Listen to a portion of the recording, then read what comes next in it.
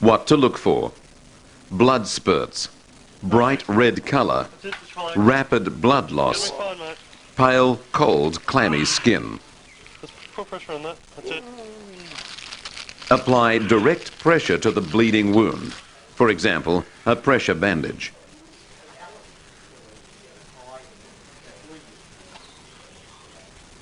Elevate the limb. You're going to be fine. Immobilize the injured part.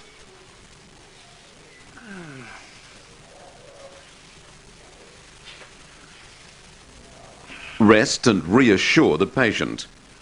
Call an ambulance. Excessive bleeding may require additional pressure. You'll be fine.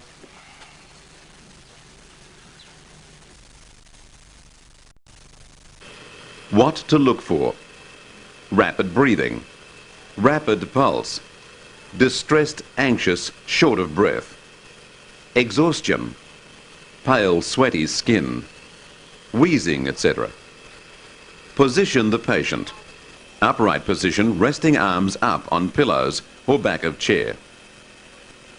Keep person out of cold environment. Warm, moist and steaming environment can help. Seek medical assistance. Assist with medication if prescribed. Recognize the severity of your asthma. That is, ask your doctor and identify risks. Help your lungs function. That is, keep your airways as open as possible. Know what triggers your asthma. That is, allergies. Use the very best medication program. That is, consult your doctor to control your symptoms. Have a plan of action. That is, learn to recognize worsening symptoms and what to do. Check your asthma regularly. That is, regular review with your doctor and education. When you're thinking about a first aid kit, two of the most important ingredients are a triangular bandage and a roller bandage. We use these more than anything else for serious emergencies. The triangular bandage, there's a certain way to fold it. It can be used for a pressure bandage, for hemorrhage control, for bleeding for example. It can be used to mobilise fractures. It has a multiple of uses. And the correct way to fold it is to have the apex or the point of the triangle folded down slightly over the base. You then fold each section down to whatever width you require. Both ends fold into the middle, and then like a tent you fold it together, and there you have your pressure bandage. So if you want to release it, if you want to use it for anything else, what you can do is grab the end and simply by flicking it out you open up your triangular bandage again.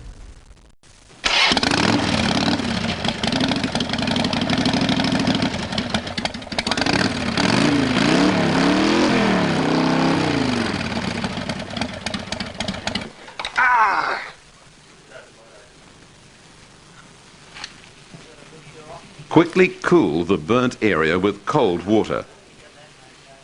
Cool the burn up to 15 minutes. Resume after skin reheats. Never apply creams or ointments to burns. If skin is broken and weeping, use a moist cold compress.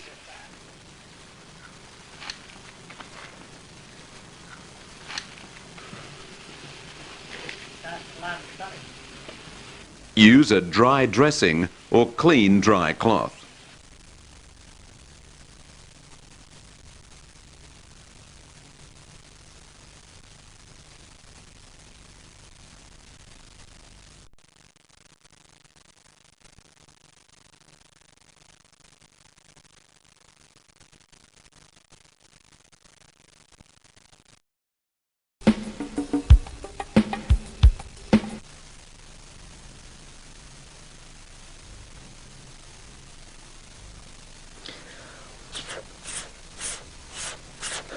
Give 5 gentle breaths within 10 seconds. 6, 7, 8, Depress 9, the 10, lower 11, half 12, of sternum 13, 14, 15 times.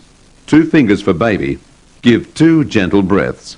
6, 7, 8, 9, 10, 11, 12, 13, 14, 15. Repeat 6 times in 1 minute. 1, 2, 3, 4, 5, 6, 7, 8, 9, 10, 11, 12, 13, 14, 15. Check to see if breathing and pulse returns. Continue until medical help arrives.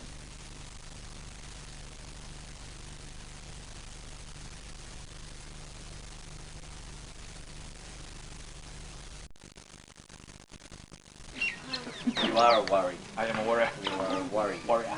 Worry.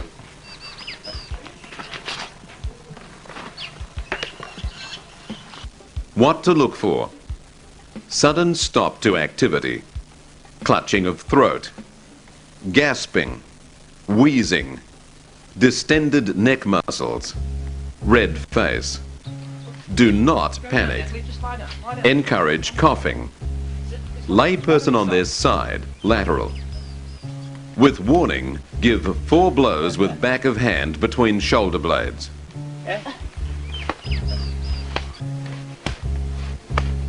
If no results, 3 lateral thrusts, pushes onto rib cage just below the armpit. Check and clear airway if possible. If not possible, commence expired air resuscitation. Give her a drink, someone. There you go, have a little drink. So. Phew, I thought you looked pretty terrible there. Must have been that bad joke we told. Cardiopulmonary resuscitation, CPR. We do that when someone's heart stops and they have no breathing. In the video you've already seen how to breathe for someone. These techniques I'm about to show you is how to compress an adult's chest correctly. The most important thing to remember is that we squash down the breastbone or the sternum. And we find that by finding the lower part of the person's ribs. Go to the centre and right up the middle, up to that little notch there, that's the breastbone. And we actually squash down or compress the lower half of the breastbone, both on an adult, a child and a baby. So it's the same position. And the way that we measure it up is to have our thumbs and our forefingers. Our 2 forefingers, one at the base of the sternum where the ribs meet, and one at the top where the collarbones meet. And where our thumbs meet in the middle, we divide the sternum into 2 equal halves.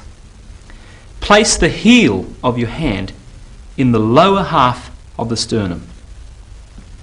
Make sure it's directly in line with the sternum, not crooked, otherwise you may crack a rib. It has to be directly in line.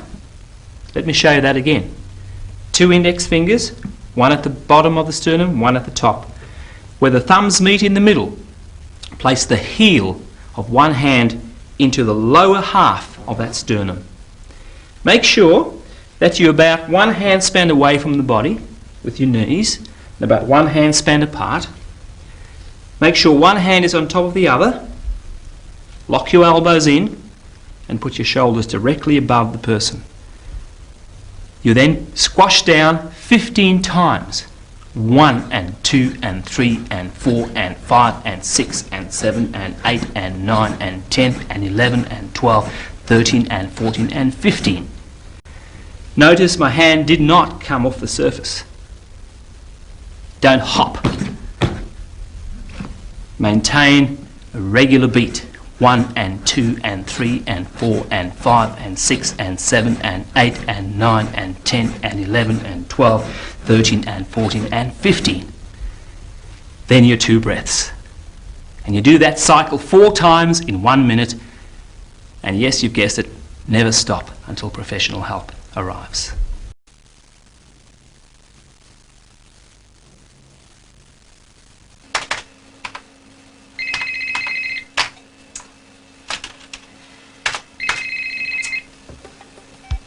Hello. Oh, g'day. How you doing? Well, a bit under pressure. No, look, I can't do it. No. Look, I just can't do it now. Next week. Has to be next week, all right?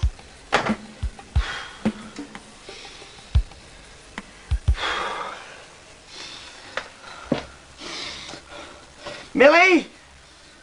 Mill? What's the matter? Oh, my heart. Is it your heart? Yeah. Rebecca! Rebecca! Call an ambulance! This man has no pulse or breathing. Cardiopulmonary resuscitation can keep him alive until help arrives.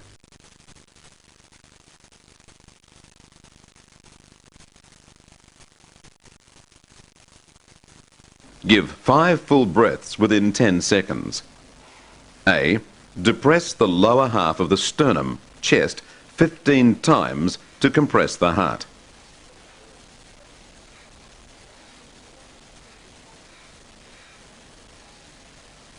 Give 2 full breaths.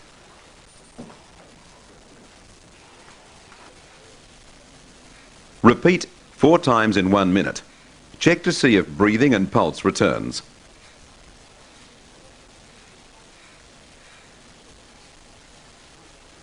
If no results, repeat 8 times thereafter. Continue until medical help arrives.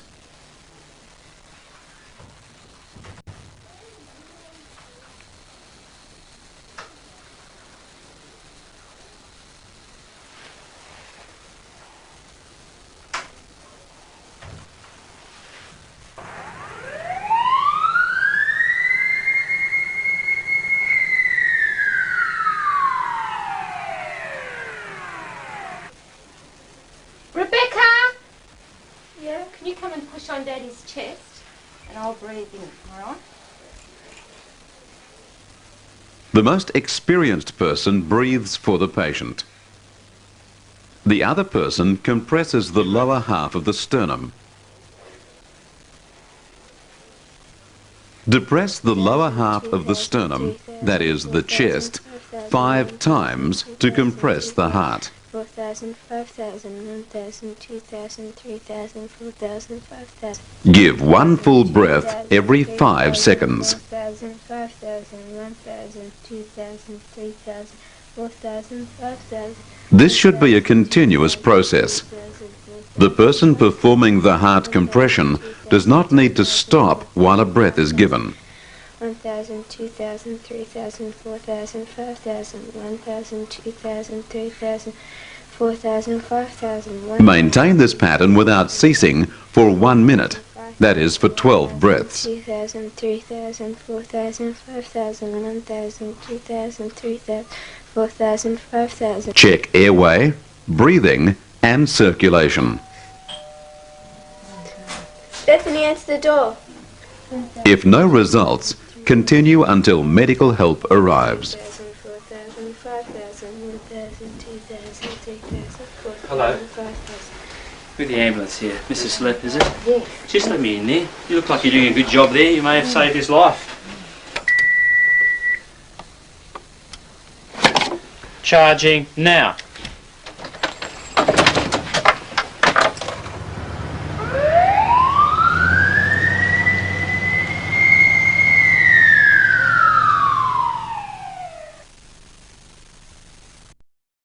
When you're doing expired air resuscitation, tilt the patient's head all the way back. Pinching his nose and with an open mouth, give 5 full breaths in 10 seconds.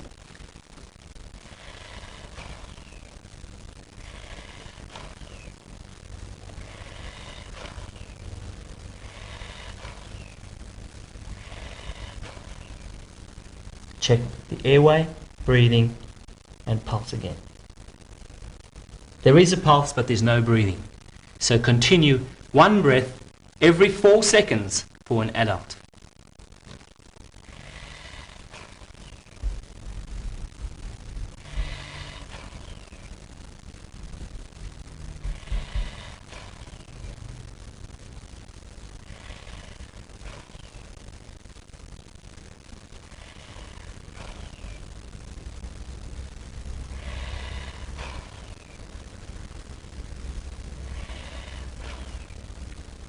Continue this for 15 breaths before you check the airway, breathing and circulation again. If there's no change, continue that pattern, one breath. If your patient is not breathing but has a pulse, we do expired air resuscitation, or mouth to mouth, as you may know it. For an adult, we tilt the head all the way back to ensure an open airway for an adult. For a child, we tilt the head halfway. And for a baby, we don't tilt the head at all. If you tilt a baby's neck, you actually kink the airway and block the baby's airway. So make sure when you do mouth to mouth on a baby, it's perfectly straight.